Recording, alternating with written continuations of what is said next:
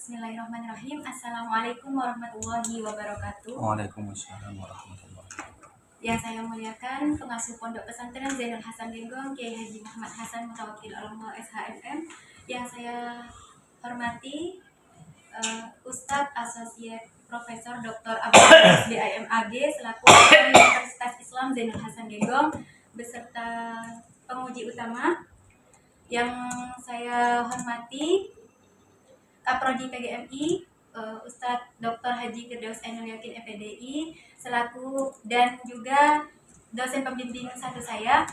Yang saya hormati dosen pembimbing dua saya Ustazah Nur Fitri Amalia MPD, serta yang saya hormati Ketua Penguji Ustadz Dr.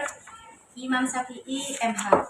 Serta tak lupa pula yang saya hormati Sekretaris Penguji Ustadz Farih Purwantoro MPD. Perkenalkan, nama saya Imratus Saadah Ramadan Sahia. Saya dari Prodi PGRI dengan NIM 221201260478. Pada kesempatan kali ini izinkan saya untuk memaparkan hasil penelitian saya mengenai manajemen strategi guru dalam memetakan profil belajar siswa sebagai dasar penempatan belajar berbasis potensi di MI Nahdlatul Ulama Kraksan Probolinggo. Latar belakang penelitian ini dilatar belakangi oleh keberagaman karakteristik peserta didik, yang mana dari segi minat, bakat, dan gaya belajar itu berbeda. Namun seringkali dalam praktiknya, guru itu memberikan pembelajaran secara seragam, sehingga kebutuhan belajar itu belum terakomodasi secara optimal. Oleh karena itu, diperlukan pemetaan profil belajar sebagai dasar penempatan belajar berbasis potensi agar siswa dapat belajar sesuai dengan kemampuan dan minatnya. Sehingga melalui penempatan pada program tahfidz bahasa IT dan sains, diharapkan potensi siswa dapat berkembang secara lebih optimal dan pembelajaran menjadi lebih efektif. Selanjutnya, untuk metode penelitian saya menggunakan pendekatan kualitatif. Untuk lokasinya berlokasi di MI NU Kraksan. Dan waktu penelitiannya dimulai dari 22 Januari sampai 22 Februari. Dan jenis penelitiannya menggunakan penelitian deskriptif. Kemudian subjek penelitian. Subjek penelitian di sini saya menggunakan teknik purposive sampling, di mana yang saya pilih adalah kepala madrasah, wakakurikulum, wali kelas 4 tahfidz, wali kelas 4 bahasa, wali kelas 5 IT, dan wali kelas 6 sains. Untuk pembahasannya, berdasarkan hasil penelitian, pemetaan profil belajar itu sangat berperan penting dalam membantu guru untuk memahami potensi siswa secara lebih tepat. Dan hasil pemetaan tersebut benar-benar dimanfaatkan secara nyata sebagai penempatan belajar berbasis potensi di MI Nahdlatul Ulama Kraksan. Dan penempatan belajar berbasis potensi ini memberikan dampak yang positif terhadap proses pembelajaran. Siswa itu menjadi lebih aktif, percaya diri, dan lebih termotivasi. Kemudian dalam pelaksanaan pemetaan profil belajar siswa ini masih menghadapi kendala, yaitu berupa sarana dan kesiapan guru, kurangnya kesiapan guru.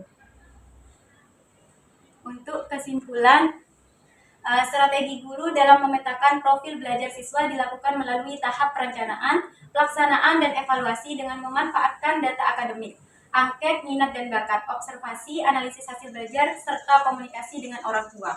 Yang kedua, hasil pemetaan profil belajar dimanfaatkan sebagai dasar penempatan siswa pada program tahfidz bahasa IT dan sains sesuai dengan potensi yang dimiliki.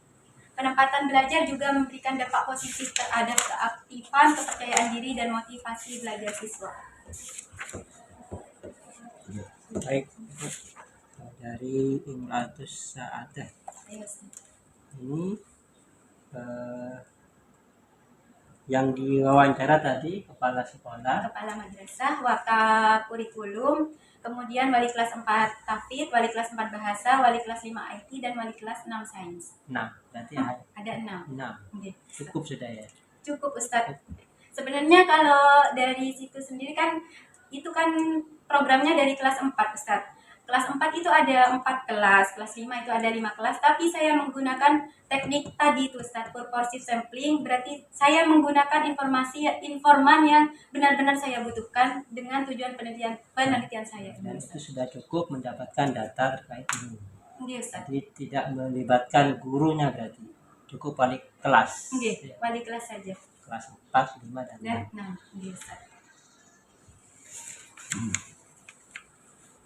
Kemudian eh, rumusannya tadi pertama strategi guru.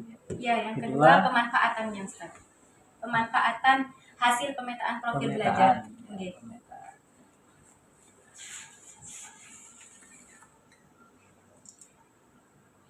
Gimana mendapatkan data terkait hasil pemetaan ini?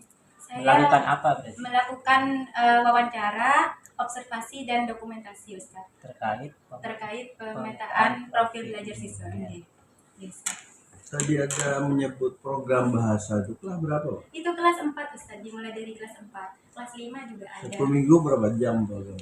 Kalau 1 minggu itu setiap kan di sana jamnya dari jam pagi sampai sholat duhur itu proses pembelajaran biasa. Nah setelah duhur itu proses kekhususan Ustaz gitu. Jadi kayak kelas bahasa itu bahasa diisi kekhususan bahasa gitu Ustaz. Setelah duhur. Setelah duhur nih Ustaz. Hasilnya kayak apa bahasa? Hasilnya biasanya siswa itu lebih aktif Ustaz dalam berbahasa Inggris atau berbahasa Arab. Ada Tadi yang maksud bahasa itu bahasa apa? bahasa Arab juga bahasa Inggris di sana Ustaz. Disendirikan atau? Enggak dicampur Ustaz. Gitu. Maksudnya kelas bahasa itu bahasa Arab bahasa Inggris kedua-duanya atau salah satunya? Kedua-duanya Ustaz. Kelasnya apa kumpul? Kumpul jadi satu. Kelas Gantian. bahasa. Oke, gantian nanti gitu pembelajaran. Hasil belajarnya gimana ya, Mbak? Lebih aktif siswa itu. Juga lebih fasih dalam berbahasa. Bahasanya langsung praktek nih. Praktik biasanya itu nanti ditampilkan di acara. Biasanya ada pidato bahasa Arab, pidato bahasa Inggris seperti itu. Ustaz. Coba contohkan pembelajaran bahasa Arab. Contoh. Contohnya biasanya itu kalau setiap pertemuan misalkan sudah masuk di bahasa Inggris itu biasanya siswa itu dimintain untuk menghafal kosakata. Diawali dengan yang dasar dulu. Dari kosakata dulu Coba baru apa aja, Mbak? Contoh. Kosakata anggota tubuh misalnya. anggota tubuh kayak hidung itu sebentar Ustaz. Mouth itu mulut gitu. Terus tangan hand, kepala head, hair rambut itu Ustaz. Kalau Jepang sama macam itu masa bisa ngomong mereka, Pak? Itu biasanya setiap minggunya dilatih Ustaz.